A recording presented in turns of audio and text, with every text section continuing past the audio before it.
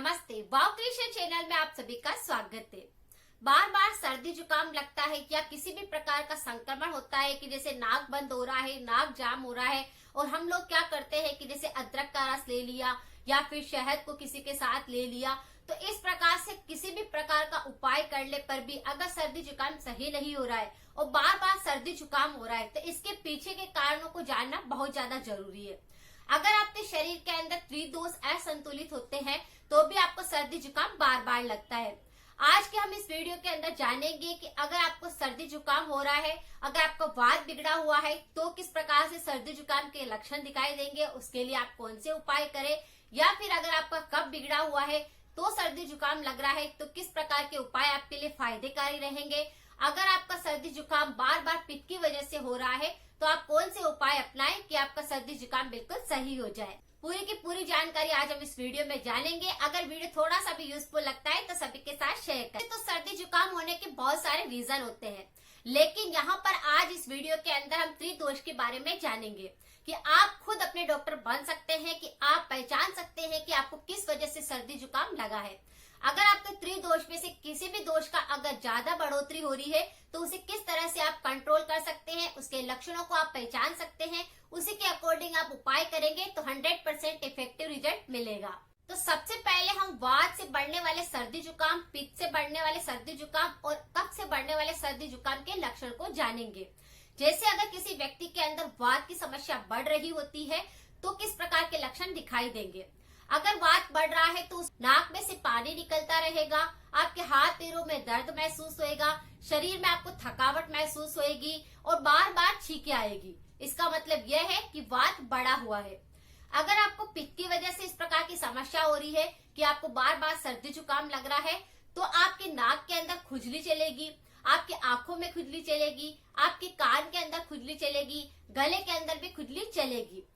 और पित्त बढ़ने के कारण आपको बार बार ऐसी डकार आएगी जैसे कि खाली डकार है, पानी पीते तो भी आपको डकार जैसा लगता है, इस प्रकार की डकार आएगी। इसका मतलब यह है कि आपके शरीर में पित्त प्रकृति के कारण सर्दी जुकाम लग रहा है। पित्त की वजह से आपके नाक के आसपास सूजन भी आ सकती है, उसकी वजह से आपको एसिडिटी जैसा लग सकता है या फिर आपकी गोला भी गले में बन सकता है। लेकिन अगर किसी व्यक्ति का कफ प्रवृत्ति बढ़ रही है तो कुछ अलग लक्षण दिखाई देंगे।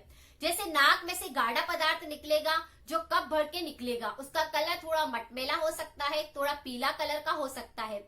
इसी प्रकार से कफ की प्रवृत्ति अगर बढ़ेगी तो उस व्यक्ति को सर्दी जुकाम में बहुत ज्यादा नींद आएगी या फिर आपको ऐसा लगेगा कि सिर बहुत ज्यादा भारी हो रहा है। तो वात अगर आपके शरीर में बढ़ा है तो आप लक्षणों को देखकर आप पहचान सकते हैं। पित्त अगर बढ़ा है तो इन लक्षणों को देखकर आप पहचान सकते हैं। कफ अगर बढ़ा हुआ है तो इन लक्षणों को देखकर आप पहचान सकते हैं कि मुझे किस प्रकार का दोष ज्यादा बढ़ रहा है, उसी के अकॉर्डिंग मैं उपाय को अपनाऊं। हमारे शरीर के अंदर अगर दर्द बढ़ता है या फिर वात की समस्या होती है तो लहसुन काफी ज्यादा यूजफुल होता है। आप क्या करें, लहसुन की 2 कलियां लीजिए और रात को उसकी शहद के साथ में उनको भिगो दीजिए और सुबह उठ करके उन लहसुन की कलियों को शहद में ही भीगी हुई कोई आप अच्छे से चबा चबा कर खा ले। इस प्रकार से अगर खा लेते हैं तो शरीर में वात बढ़ा होता है। जैसे कि अगर शरीर के अंदर दर्द महसूस हो रहा है आपको कि आपके हाथ पैरों में दर्द है, आपके घुटनों में दर्द है, आपकी कमर में दर्द है, तो इस प्रकार से दर्द भी सही हो जाएगा और सर्दी जुकाम होना भी बिल्कुल सही हो जाएगा। तो वात की वजह से अगर बार बार सर्दी जुकाम हो रहा है तो आप इस उपाय को अपना सकते हैं। किसी व्यक्ति को पित्त के लक्षण दिखाई देते हैं कि उसकी वजह से सर्दी जुकाम हो रहा है तो आप क्या करें, थोड़ा सा सोंठ का पाउडर लीजिए और उसको शहद के साथ चाट लीजिए। सोंठ बहुत ही ज्यादा अच्छा होता है, वह आपकी एसिडिटी को खत्म करता है, खाने को अच्छे से पचाता है और बार बार सर्दी जुकाम अगर लगता है तो उसके बैक्टीरिया को भी खत्म करता है। आपको लगता है कि कफ की वजह से आपको सर्दी जुकाम हुआ है, कि जैसे कफ जम चुका है, बार बार खांसी करने पर भी कफ निकल रहा है, नाक में से भी गाढ़ा पदार्थ निकल रहा है, आपके यहाँ पर आसपास आपको ऐसा लगता है कि दर्द है, कफ भरा हुआ है, तो उसके लिए आप कौन सा उपाय करें। आधा छोटा चम्मच हल्दी पाउडर लीजिए, उसके अंदर शहद मिक्स करिए और उसको आप ले लीजिए। अगर किसी व्यक्ति के कफ बढ़ता है तो हल्दी और शहद का घोल लेने से कफ में काफी ज्यादा आराम आता है, सर्दी जुकाम नहीं बनता और बार बार इस प्रकार के सर्दी जुकाम से आपको आराम मिलता है। नाक में से गाढ़ा डिस्चार्ज होता है वह होना भी कम हो जाता है। ये तो हमने जान लिया कि तीनों अगर बिगड़े हुए हैं तो उनके अकॉर्डिंग आप उपाय कर लेंगे, लेकिन ऐसी बहुत सारी चीजें होती है जो हमारे त्रिदोष को बिल्कुल कंट्रोल करके रखती है। अगर आपको ये समस्या बार बार होती है तो आप गिलोय घनवटी का सेवन हमेशा ही कर सकते हैं, जो आपकी त्रिदोष को बिल्कुल संतुलित करके रखता है।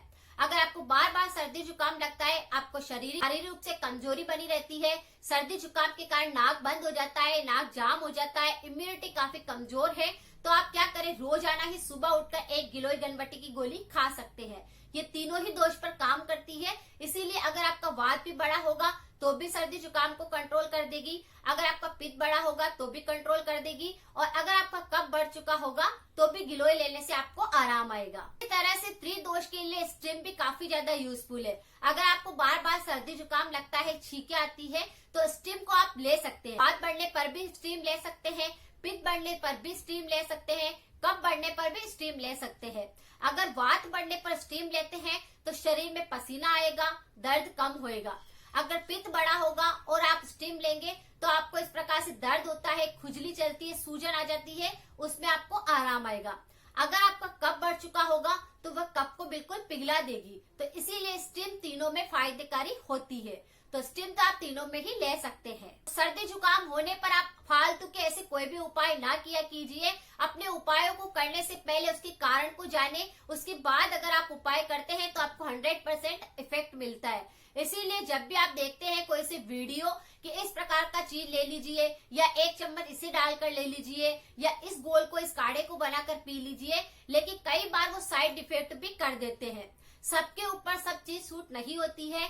कई बार आप काढ़ा पी लेते हैं जो आपको एसिडिटी कर देता है, कई बार आप अदरक ले लेते हैं तो वो आपको एसिडिटी कर देता है। तो इसीलिए हमेशा अपनी प्रकृति को समझे, उसी के ऊपर आप उपाय करें, तो आपको सारे रिजल्ट अच्छे मिलते हैं। अब जानकारी थोड़ी सी यूजफुल लगी है तो सभी के साथ शेयर करें। मिलते हैं फिर नेक्स्ट जानकारी के साथ में। Thank you so much.